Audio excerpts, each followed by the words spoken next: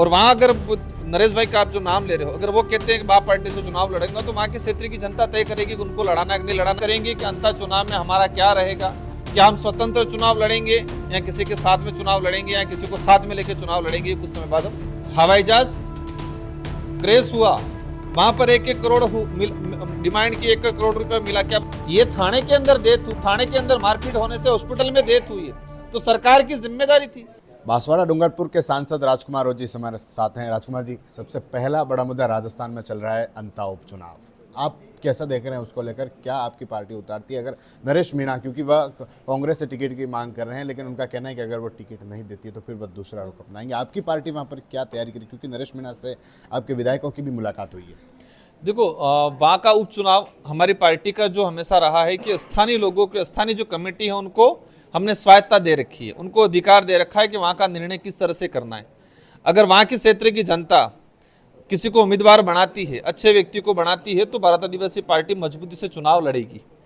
और वहाँ अगर नरेश भाई का आप जो नाम ले रहे हो, अगर वो कहते हैं कि बाप पार्टी से चुनाव लड़ेंगे, तो वहाँ के क्षेत्र की जनता तय करेगी कि उनको लड़ाना है कि नहीं लड़ाना है, वो लड़ना चाह रहे कि नहीं चाह रहे।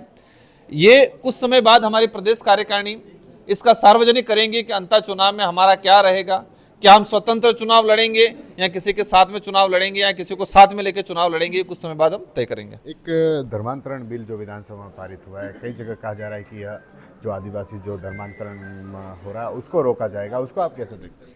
भाजपा के लोगों को धर्मांतरण बिल लाए, ठीक है, मेरा कहना था आपको आदिवासियों की जमीन हड़पी जा रही है, उसको रोकने का कानून क्यों नहीं ला रहे हो?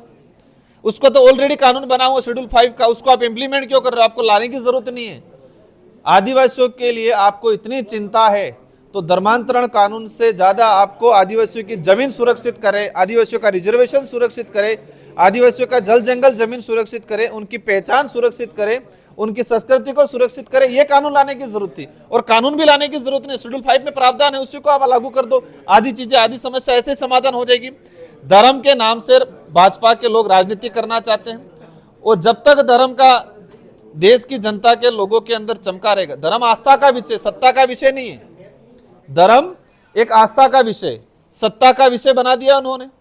आस्था जाए साइड में, सत्ता का आधार बना दिया उनको। धर्म की आड़ में सत्ता हासिल करना चाह रहे, न कि देश की जनता के अंदर आस्था, जागृत प्रेम भावना। धर्म क्या कहता है? प्रेम, विश्वास, करुणा, दया। ये किस लाइन पे लेके जा रहे हैं? प्रेम, विश्वास, करुणा, दया तो खत्म हो गई, नफरत पैदा करना।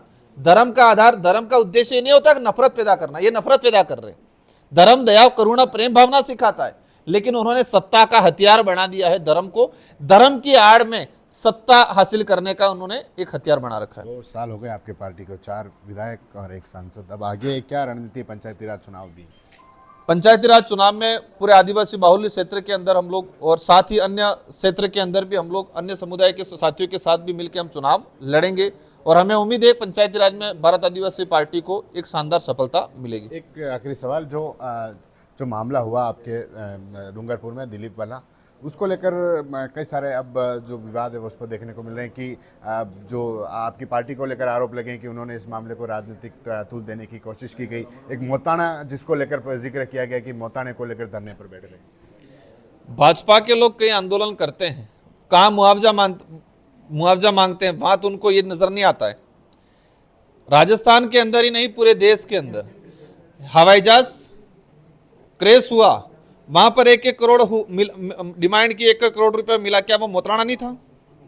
आदिवासी कुछ अपने स्वाभिमान के लिए, आदिवासी अपने अस्तित्व के लिए, जो पीड़ित परिवार है उनको संबल देने के लिए अगर कुछ बात करता है तो वो इसका अर्थ अलग बना लेते हैं।